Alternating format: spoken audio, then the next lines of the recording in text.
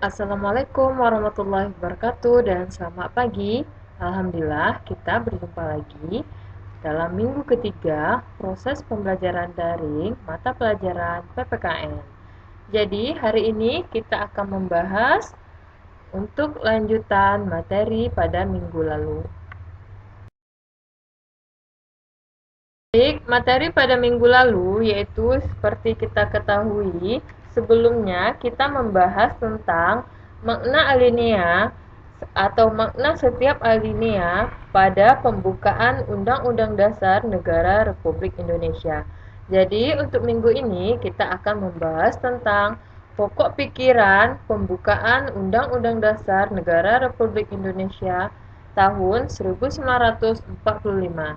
Sebelum kita masuk materi, adapun tujuan pada pembelajaran pada hari ini yaitu memahami makna pokok-pokok pikiran dalam pembukaan Undang-Undang Dasar Negara Republik Indonesia tahun 1945. Kita akan bahas bagaimana pokok pikirannya yang pertama pada pembukaan Undang-Undang Dasar Negara Republik Indonesia tahun 1945. Jadi, pada pokok pertama ini, pada pembukaan UUD, negara melindungi segenap bangsa Indonesia dan seluruh tumpah darah Indonesia dengan berdasar atas persatuan dengan mewujudkan keadilan sosial bagi seluruh rakyat Indonesia. Jadi, kita simpulkan, negara sebagai penyelenggara negara dan setiap warga negara berhak atau hendaknya mengutamakan kepentingan negara di atas kepentingan pribadi atau golongan. Jadi, pokok pikiran yang pertama ini merupakan penjelmaan dari Pancasila yang ketiga.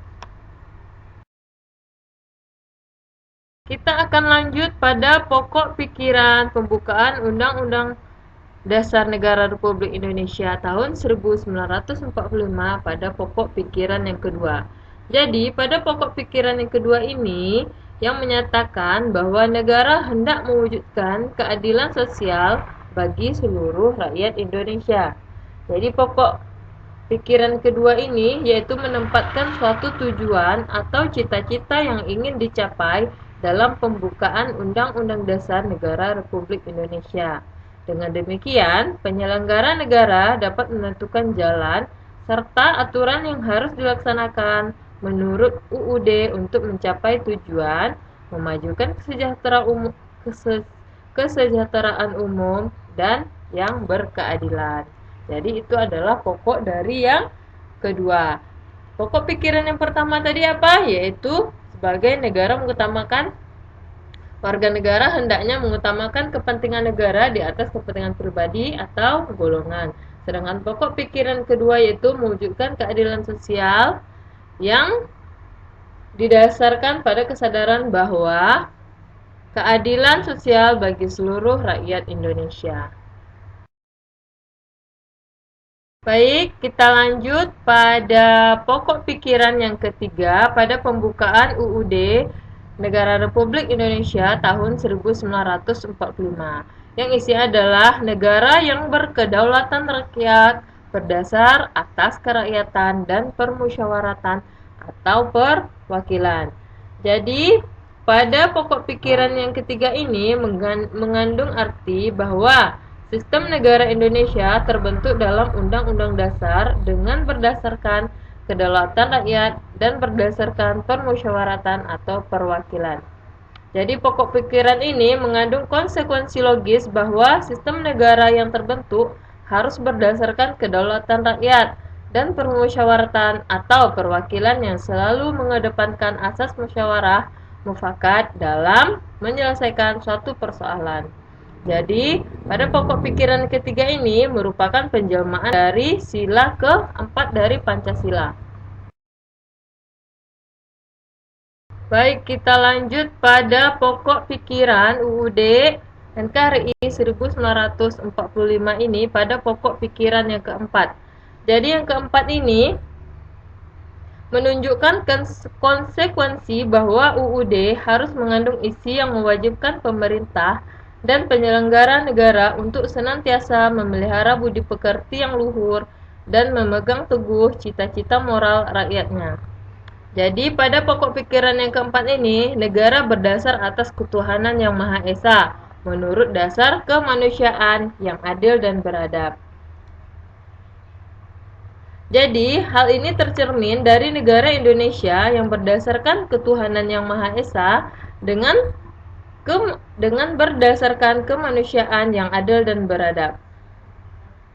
Dengan demikian, Indonesia adalah negara yang percaya dan takwa kepada Tuhan, serta menjunjung tinggi rasa kemanusiaan serta hak asasi manusia.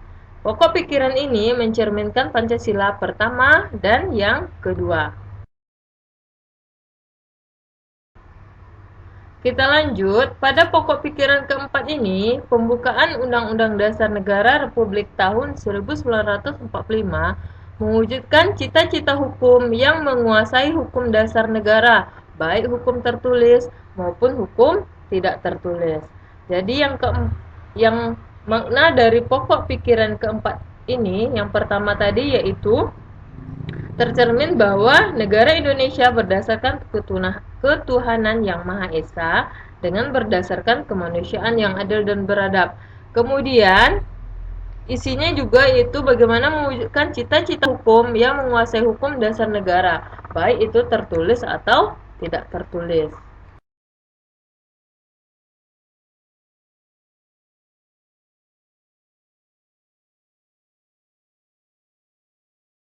Jadi setelah pokok pikiran yang keempat ini memiliki tujuan, yaitu tujuannya seperti apa, yaitu agar tujuan negara terwujud.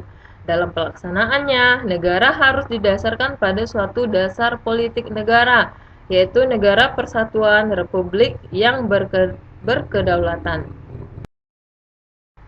Baik, itulah dari materi hari ini, yaitu bagaimana makna pokok pikiran pada dalam pembukaan Undang-Undang Dasar Negara Republik Indonesia tahun 1945.